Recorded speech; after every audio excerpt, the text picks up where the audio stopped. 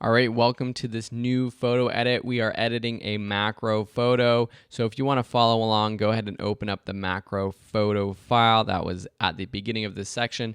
So this one is a fun one. I did a lot of editing with it. And in terms of the composition, not so much a lot of editing to the exposure and contrast and colors, but still trying to make the sole focus this bug on this flower. And so let's dive right into it and start editing this photo. Awesome. So here's the photo that I was starting with. And I started to crop it like this. And as I do, I play around with using the rule of thirds, putting this bug on sort of the third line. And the more I looked at it, it was just a little bit off to me. And the reason was because this bug was upside down. And I feel like a photo like this, where the bug was actually right side up, would look a little bit better. So you could actually rotate or flip photos in Lightroom just by right-clicking them, going to transform, and choosing rotate left, rotate right, or flipping horizontal or vertical. So I just went ahead and rotated it a couple times. And now we have this bug, and the bug is actually right side up. So this was the first thing I did, and then I started editing everything else. One thing that started to bug me, though, was how this stem of the flower was going up. If someone actually looked at this closely, they would say, wait a second, this bug is, and this flower is upside down. There's no way that a flower would kind of swoop up like that with a bug standing on it. That's not how gravity works.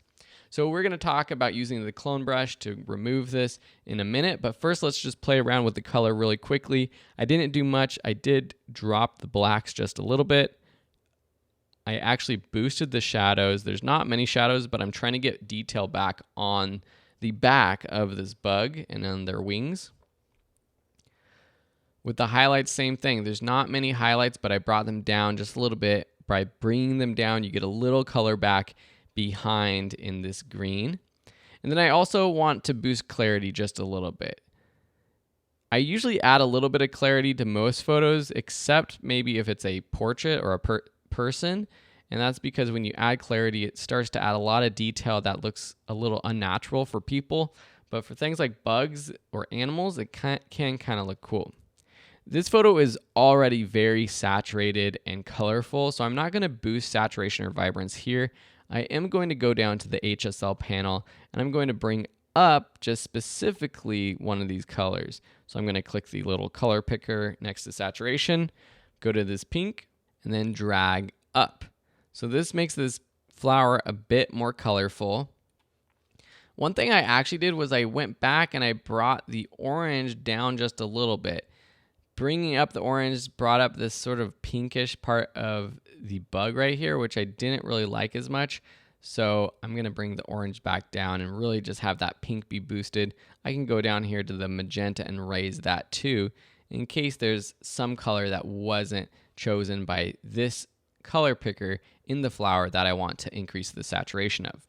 This is also a cool example of where I could change the hue. So if I take this and I change the hue, I can change the hue of this flower and all of the colors with it to something else, something a little bit more pink, a little bit more brown or yellow. That's something cool that you can do with the hue slider, which I usually don't play around with much.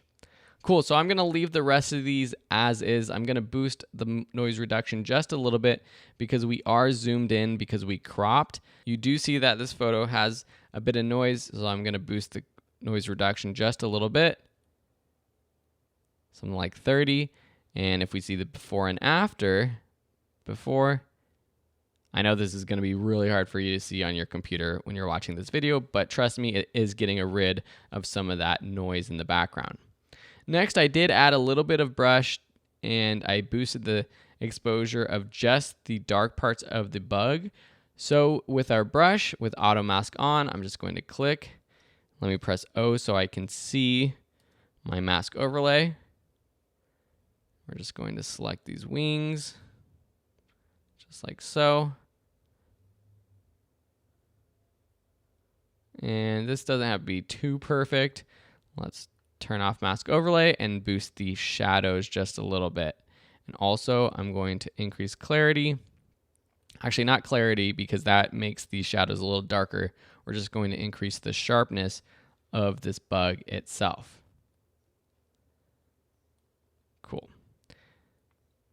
Let's just boost overall, not overall exposure, maybe the highlights just a little bit as well.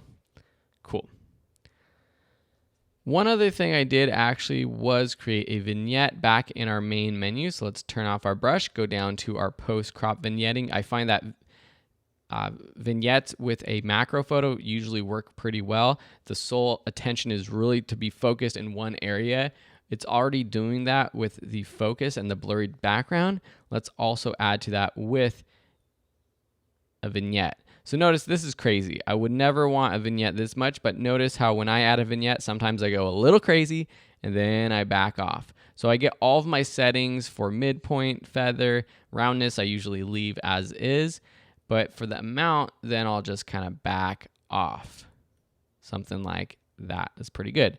Now, if I turn this off and on, you can notice that with it on, it looks pretty good.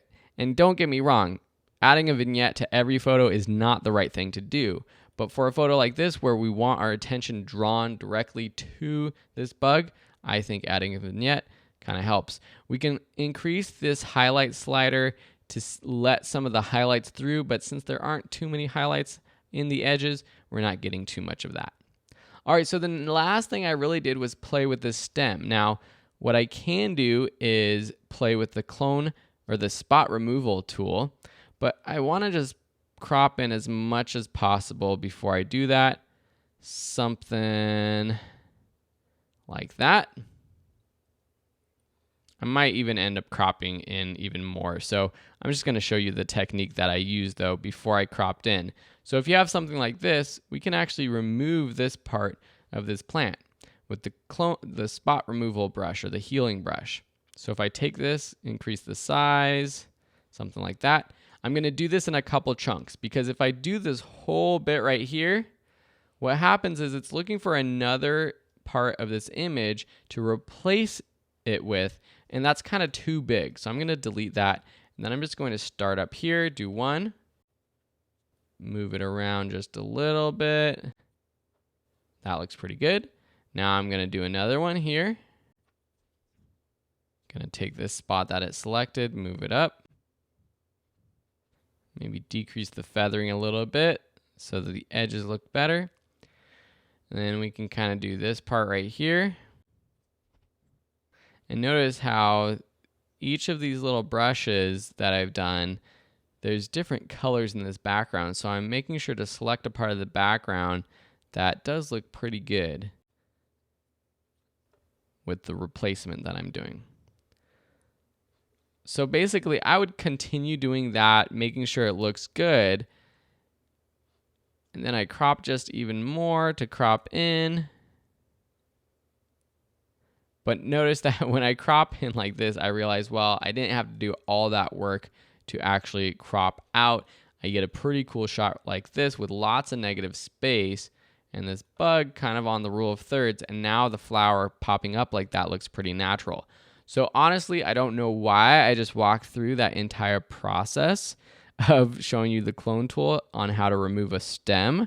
But now you know, if you do need to remove a long stem or a wire or something, telephone pole, telephone wires, that's something a lot of people like removing from their photos. It might be easier to do it in little chunks rather than all at once. Now, when I look at this photo one more time, I'm like, wow, that's very pink. So I might go down here to the saturation, drop down the saturation of the red right there, just a little bit.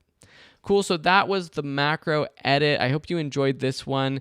I think one of the techniques that I wanted to show you was if you really want to go crazy, you can actually rotate your photos. You can flip or flop them. For example, if I don't like this bug on the right side, I can just go to transform, flip horizontal, and now our bug is on the left side. Now to me, this looks really off because I was so used to this bug being on the right side. Now it looks like it's a fake photo or I'm looking in the mirror. But if someone sees this for the first time, it probably will look pretty natural to them and they won't think anything of it. So I'm going to leave it like this, but this is the macro photo edit. If you have any questions, let me know. Otherwise, we'll see you in another lesson. Bye.